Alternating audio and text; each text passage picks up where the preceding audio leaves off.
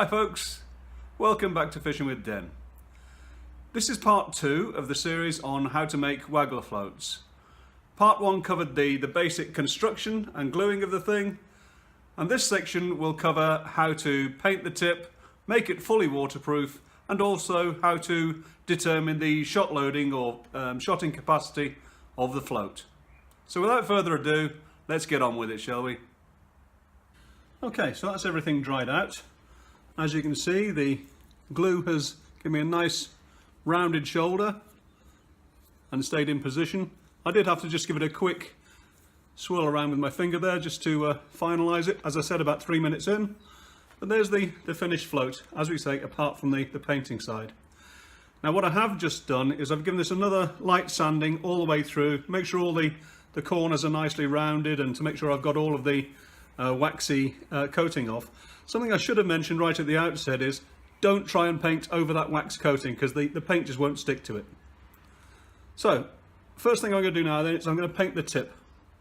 Now the undercoat is always white and then you put your top coat on that, and that can be red, black, yellow, whatever you decide that you want to use. As far as the paint itself, I've been lucky. I've been able to get hold of this sort of thing, which is a water-based paint from the local tackle shop.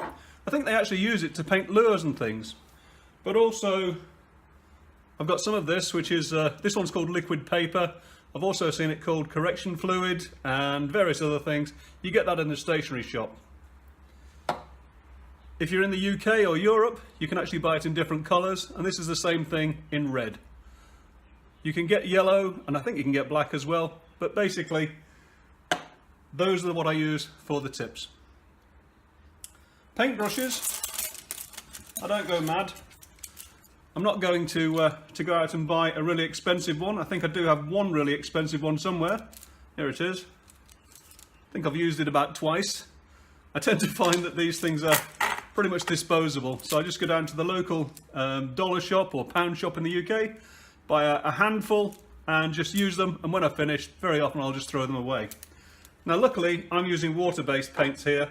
If you've got to use something else, you will have to use turps or something like that to clean them up, or just throw them away at the time.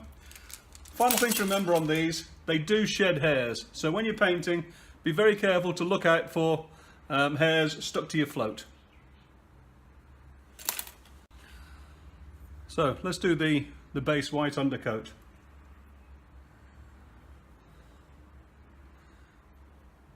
Just put it on, not too thick, you don't want it to run.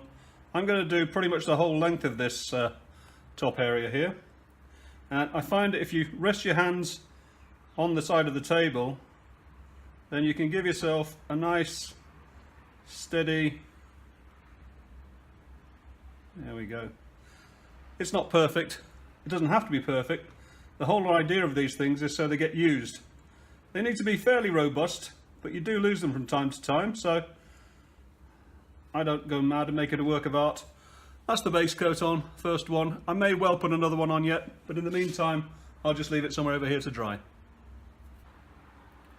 So I put the second coat of white on, and I think we're now looking pretty good. So I'm going to use the orange colour here for the top. Again, not too much on the brush, going down a couple of centimetres, rest your hands and just twist the float. This is actually a little bit thinner, this one, than the other one, so it may look a little bit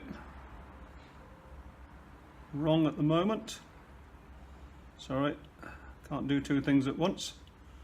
Right, so as you can see, quite thin.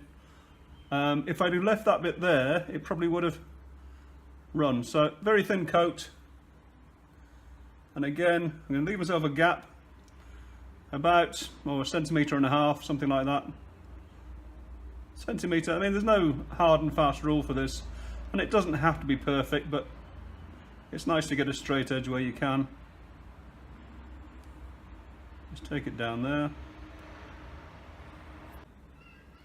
There we go. So that's the first coat on. It's a bit pale at the moment, but when I put the second coat on, it will make it a lot better. Nearly done then. That's the second coat on, looking quite reasonable. And as you can see from these floats here, my tip is probably painted a bit more than these ones. And certainly it's not in a solid colour. If you think of a solid colour, when it's going up and down and you have a bite, it's not so easy to see very small movements. With mine, if it's going up and down, you've got red or white or red or white. So you can see very small movements of the float. Well, that's the float itself made. The only thing I've got to do now then is to varnish the thing and make sure it's totally waterproof.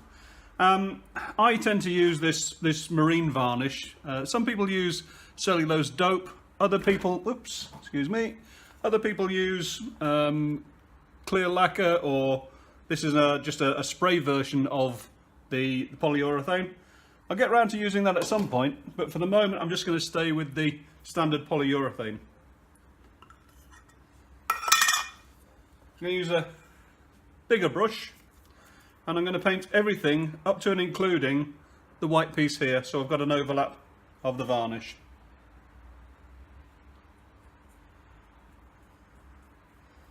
Doesn't take long to do, and as I said earlier in the video, make sure that you've got all of that waxy coating off when you sanded it down.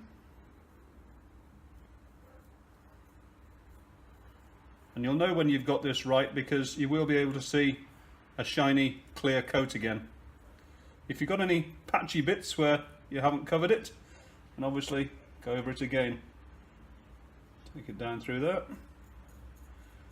And I have seen videos where other people are making floats and they've poured all of their varnish or whatever into a tall, thin tube. Well, that's fine. What they then do is they dip it in up to the thing there. That works. It's fine. It's great if you're doing quite a number of floats, but frankly, for doing just one or two floats, or even a small set of floats, I really don't see there's any need to go to those lengths. Right, so that's that.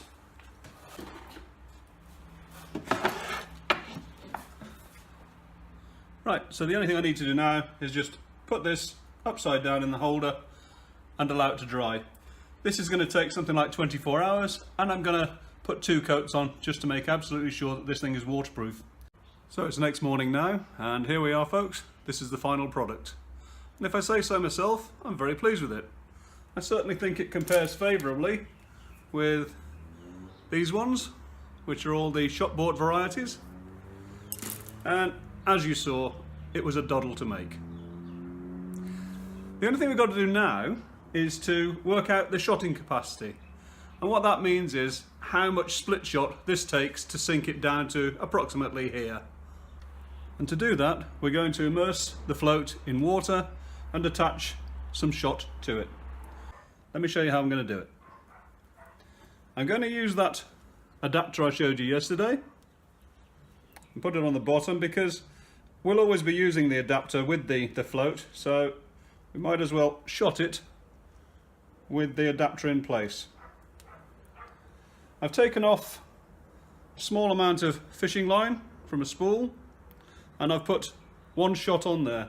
This happens to be an AA shot, so I'll just thread that on. Now I know it's going to take more than 1 of those, so if I take a second one, put it on and just squeeze tight, that's 2 AAs, which is something like 1.6 grams. That's not enough to sit it far enough down, so we'll just keep adding shot until we're, whoops, nearly dropped it, until we're there. Add another AA, put that on and drop it in. Well, we're almost there now, folks. We've only got a small amount of shot of a float showing. I'm going to try one that's half the size, which is a BB.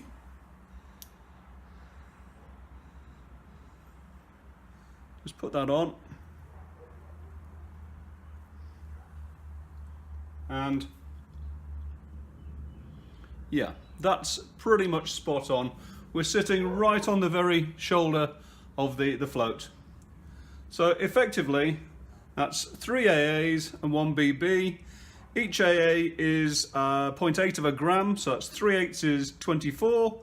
A BB is 0.4 of a gram, so that's 28. So that's 2.8 grams, almost 3 grams. You can do it in either grams or in shot. I tend to prefer the shot way of doing it. Now obviously, when we put the float on to the line, we're going to want it sitting sort of further down here. So this shot loading capacity is only a guide. But what it does mean is that when you take this float out of your box, you'll be able to say, oh yes, it says 3 AA plus 1 BB on the bottom here, and you'll know roughly how much shot to put on it. And that goes for the same for all of the different floats you're going to make. You'll make some bigger and some smaller, but if you put the loading capacities on the side, it just makes it a hell of a lot easier to determine how much shot it's going to take.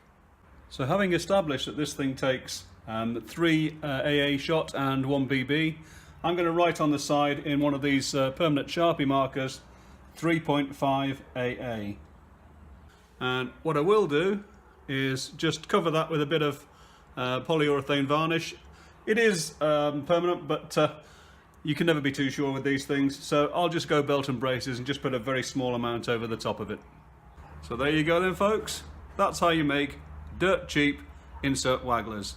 You can make them as big or as small as you like. You can have thick or thin tips, or you can make them in different colours. It's so versatile, and I'm sure you'll find them really, really useful in years to come. So anyway, as usual, if you like the video, click the like button. If you want to subscribe, you can do that too. And until the next time, bye for now.